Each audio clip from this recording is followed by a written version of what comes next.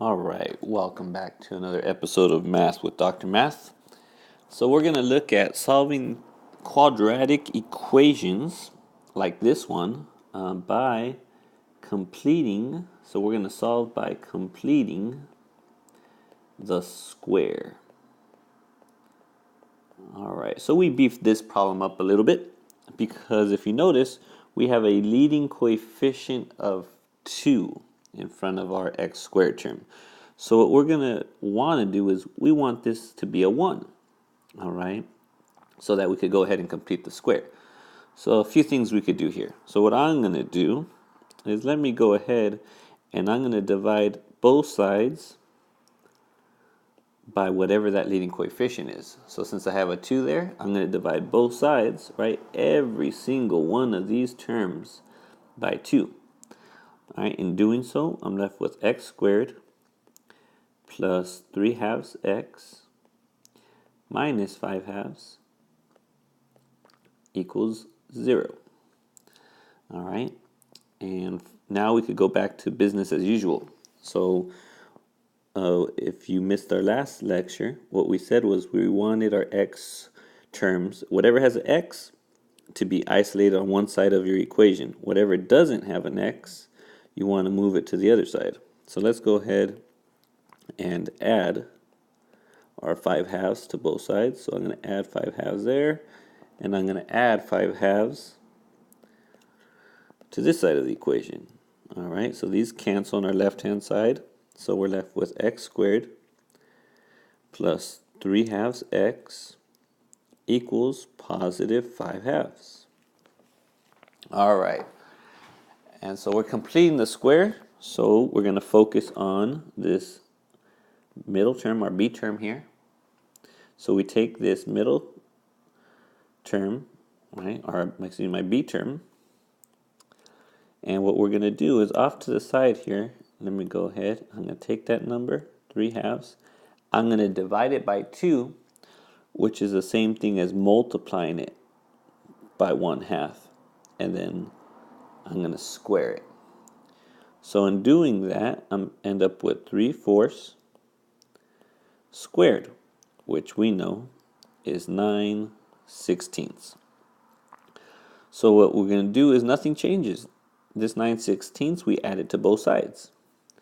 So let me go ahead and write that out. So we're left with x squared plus 3 halves x. Let me change color so it matches. Plus 9/16. And whatever you do to the one side, we know we're going to do the same exact thing to the other side. So on the other side, on the right hand side, we're left with 5 halves plus 9/16 as well. All right. So we could go ahead and add these two, right? We'll get a common denominator of 16, right? Our LCD is going to be 16, so I'll multiply top and bottom here by 8, all right, because I want the denominators to be the same. So I'll multiply top and bottom by 8. So I'm left with 40 over 16 plus 9 over 16. All right. And now let's go ahead and take care of our right-hand side, or excuse me, our left-hand side. We're going to factor this using some of our information that we talked about last time. If I want a shortcut to factoring this, remember, you could take whatever this result turned out to be, which was 3/4, and to save yourself some time, we could stick it in here. So I'm going to take this 3/4 and I'm going to stick it in there. And if you ever just wanted to check real fast, if I square 3, I get 9. And if I square 4, I get 16, right? And if I add 3/4 plus 3/4, I get the 3 halves. So this checks out quite nicely. All right, so let's continue the march. Let me move this up for everybody. Let me move all this a little higher. All right, get myself some more real estate. So we end up with x plus 3/4 squared equals 49 over 16. And now I go ahead and take the square root of both sides because I want to get rid of the square term. Take the square root of both sides. I got a plus or minus sign. So I'm left with x plus 3/4 equaling plus or minus 7 over 4. So I have my two equations right here. So let me go ahead and break these up into my two equations. Give myself some more space. Oops. Let me shrink that up there. Let me shrink that so I can move that out of the way. I'll shrink that. I'll move that over here. And let me move all this up so we could see.